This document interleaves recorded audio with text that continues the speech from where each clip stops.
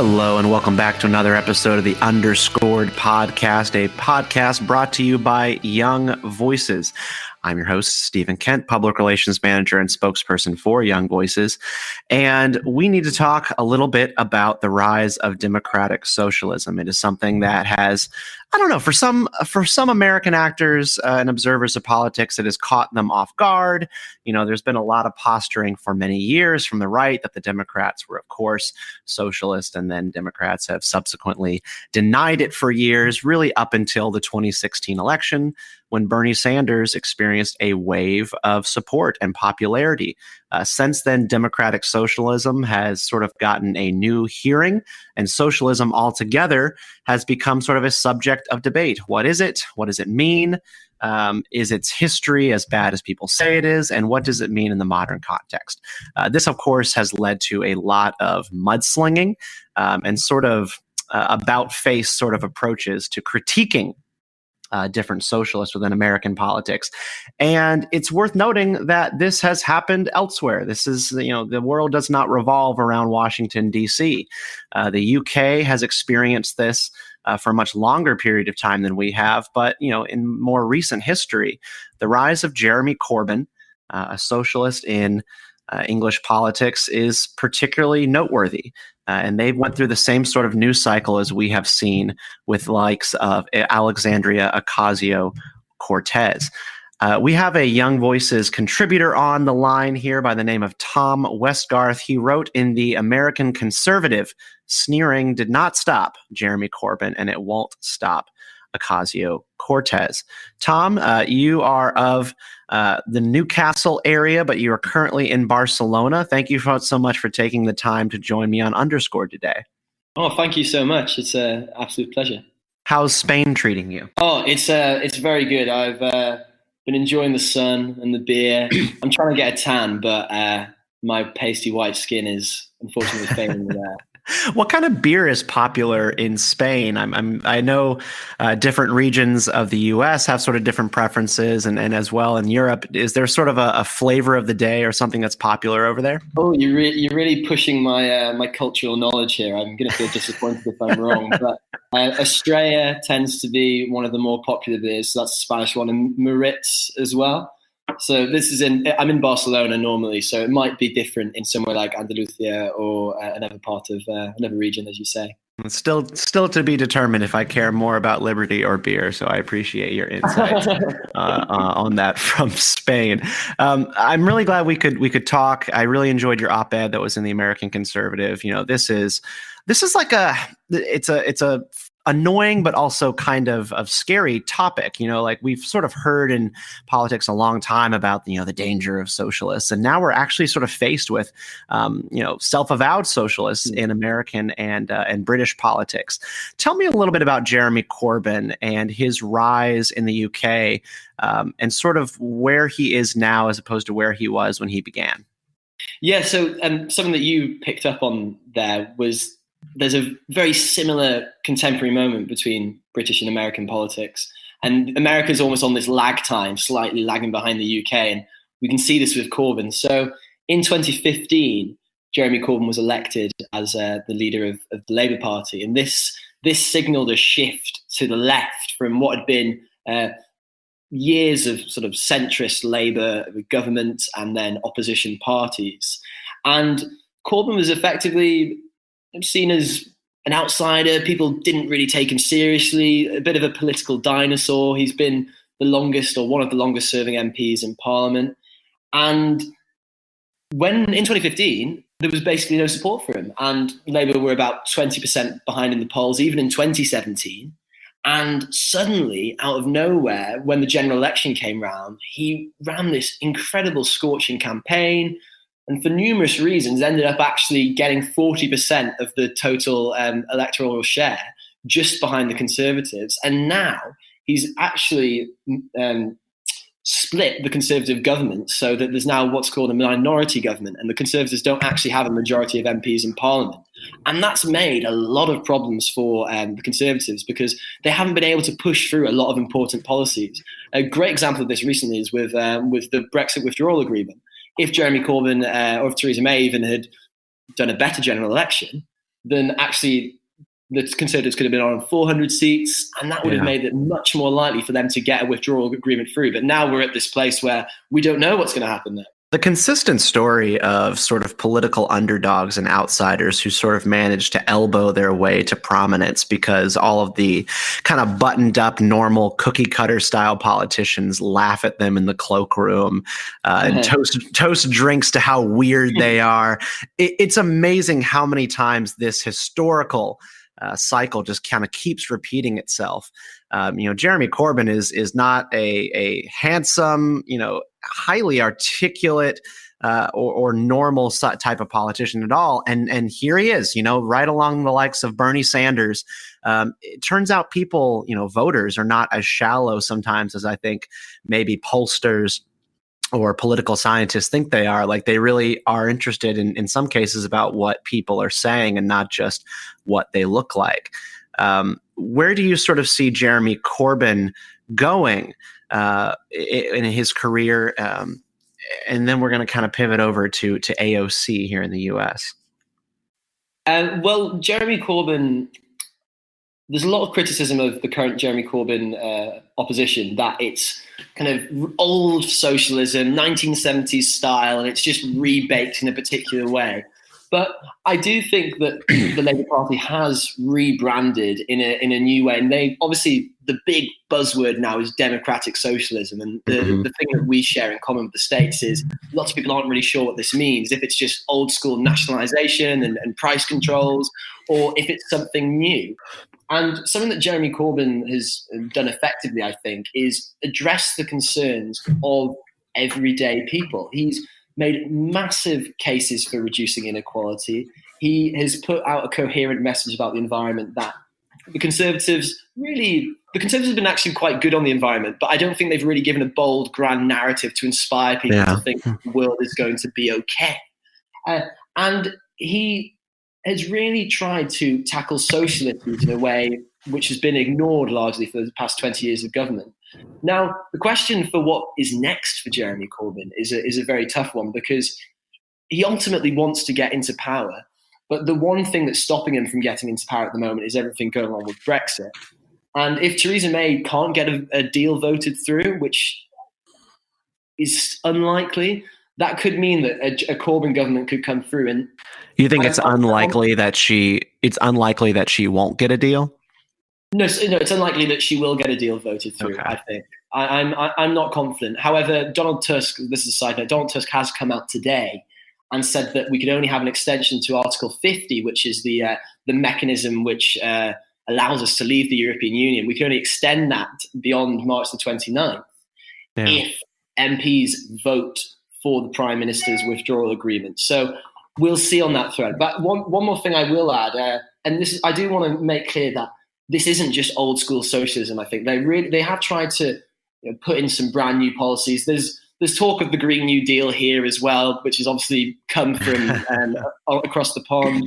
But also there have been some real radical policies like a workers' ownership fund. So one of the things the Labour Party wants to do is transfer 10% of all wealth owned by big multinational private corporations into a workers' fund for them to hold. And then the workers can have control over what is done with this money. So that is something I think to your point here, so you wrote in your piece that if American conservatives sort of keep up their heated rhetoric, comparing things like the Green New Deal to revamped communism, that they're going to damage their own movement and their chances.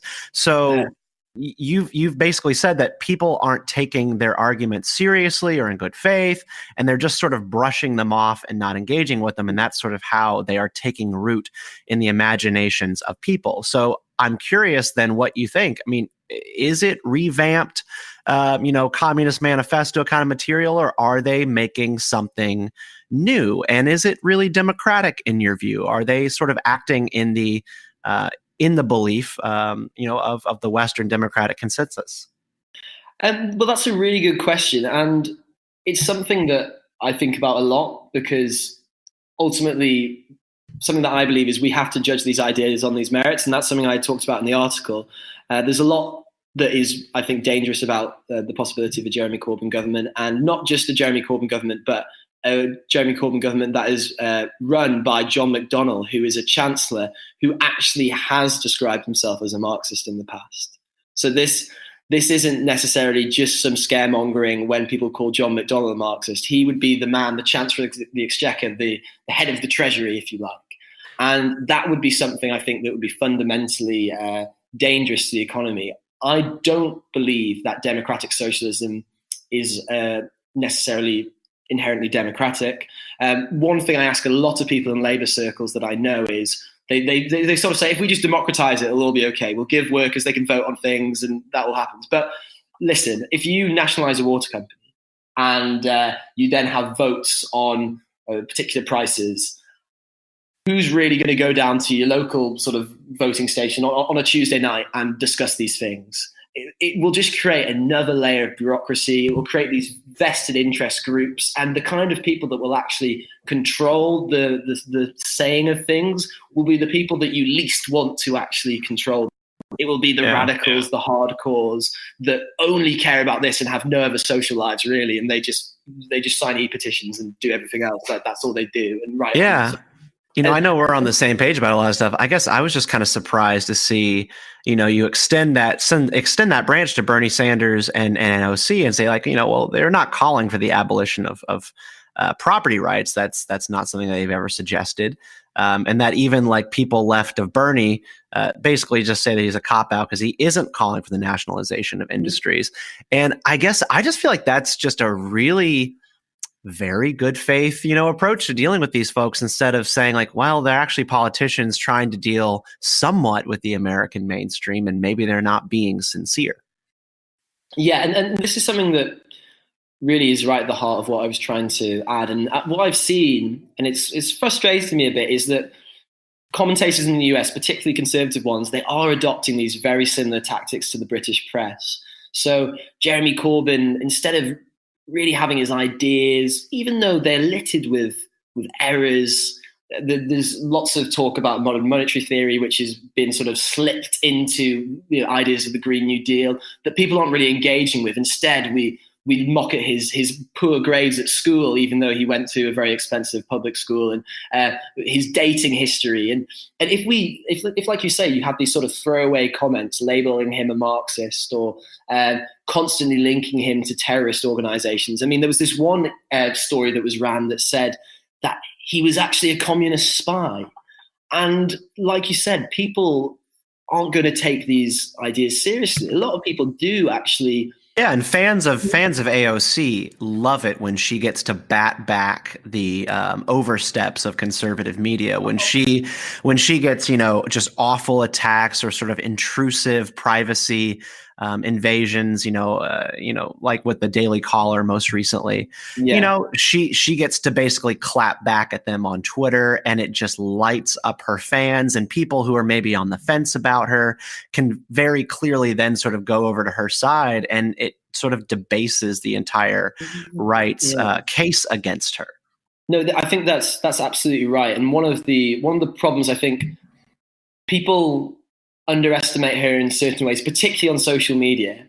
As far as I'm aware, she's one of the most prolific and effective users of social media in US politics at the moment. Whether it's Instagram living when she's cooking and creating this personal deal, but she's incredibly social media savvy. And a lot of people that are a lot older that will then poke at her don't know that she can, like you say, just clap back and make them look like a fool. And it's even Jeremy Corbyn and Momentum. Momentum are a pressure group within the Labour Party that largely support Jeremy Corbyn.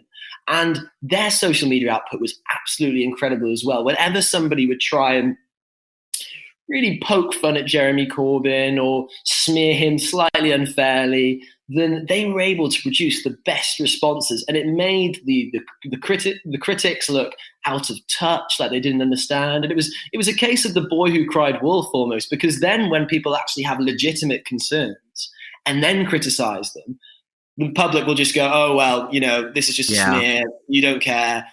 But it's not. So this is the point. Commentators really need to act as quickly as possible to take these ideas seriously and engage with them on a proper level, treat them with respect. and therefore avoid the mess that British commentators ended up getting themselves into. So with folks like AOC, and this is kind of how we'll wind out here. How would you suggest conservative media, her critics in the media more broadly, encompassing kind of libertarians as well, how would you have them go after her and her ideas properly, so that she does not rise so meteorically to the level of prominence that she already has, or even further? Because you've suggested that, trying to tie her to Venezuela and the collapse of their economy is foolish. But I don't know. I kind of feel like that fear is a tool in politics, right? Like, we all know that. And you need to sort of paint, pictures of what can go wrong with certain ideas, the politics of good intentions. Chavez and Maduro, these are people who, lit up people's imaginations about utopia, kind of like AOC would, and it can end in complete disaster. So why not talk about that disaster and sort of other models, rather than sort of engage on the minutia of budgets or spending or deficits? Because I don't think that's going to work one bit at all either.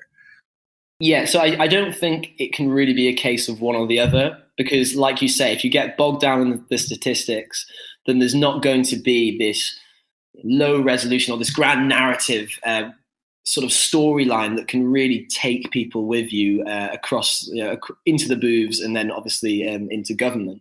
Yeah. But at the same time, like you say, I don't believe as well that just complete flat out scaremongering is the solution. And one of the crying wolf can be very damaging. Yeah, yeah, I do think you say that fear is a tool, and fear is absolutely a tool in politics.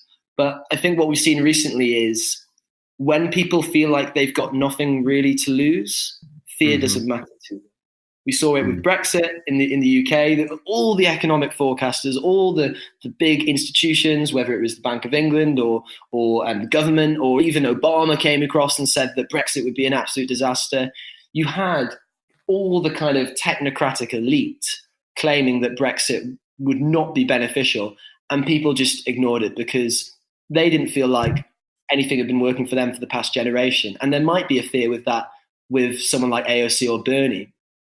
Particularly if you're going to be honest, like Alexandria Ocasio Cortez will rise, I think, regardless. I think you've got to accept that she is in many ways an exceptional politician. I think there's a lot wrong with the way that she operates, and she's definitely flawed in several ways. But she represents a complete new strain of politician that the media and most commentators don't know how to deal with. And I would really argue that you need to treat her with some sort of respect. You can spell out reasons why the socialist arguments don't work. You could point even to more concrete examples. Why lots of people talk about the sort of Bernie said we want to be like Norway or whatever. Well, actually, even though they've been largely successful, their economies have not been doing so well recently. So you can kind of point to more slightly reasonable examples that won't be largely or they won't appear dramatized and sensationalized like kind of Stalinist Russia or Maduro's government. Mm-hmm. And this is something that, so not only you've got the economic side of things, but also you've got to consider the way that you treat them, the respect that you give. So you remember with Hillary Clinton, there was the line where she called Donald Trump supporters a basket of deplorables. Yeah. And now these Trump supporters are now swiveling around and spouting almost very similar rhetoric towards Ocasio-Cortez. And quite frankly, it really doesn't work. So my one bit of advice would probably be to treat them at least with respect. Don't go for these like low-hanging fruit attacks on their personality and their character. It can sometimes work, but I think largely what we've seen is when you call groups of people stupid or racist or whatever, it never wins an argument. And stopping someone like AOC is going to be difficult. Bernie's obviously, if he gets the nomination, which is obviously another sort of question in itself, what you really want to do with Bernie, my advice would be, is just try to treat him with a level of respect. The problem is whether Donald Trump and the sort of GOP are going to do that. I can't imagine they will, because with Clinton, they were able to just kind of really call her crooked and all these other things, and it managed to get them over the line. But my knowledge of US politics is limited to the extent I don't know the numbers and where you need to win seats in particular. Well, there's no question that respect in politics goes a long way, and I think makes for a more civil society, obviously, of people who want to live around each other, work around each other, and be in government together. So no qualms with that, Tom Westgarth. Thank you so much for coming on the podcast today. No worries. Thank you very much. It was a pleasure. You can find Tom on Twitter at Tom_Westgarth15. You can also find Young Voices on Twitter at YVADV. Let us know what you thought of this week's Underscored podcast, and at me at Stephen_Kent89. This has been another episode of the Underscored podcast. I'm your host, Stephen Kent. We'll be back next week with more. Until then, stay free.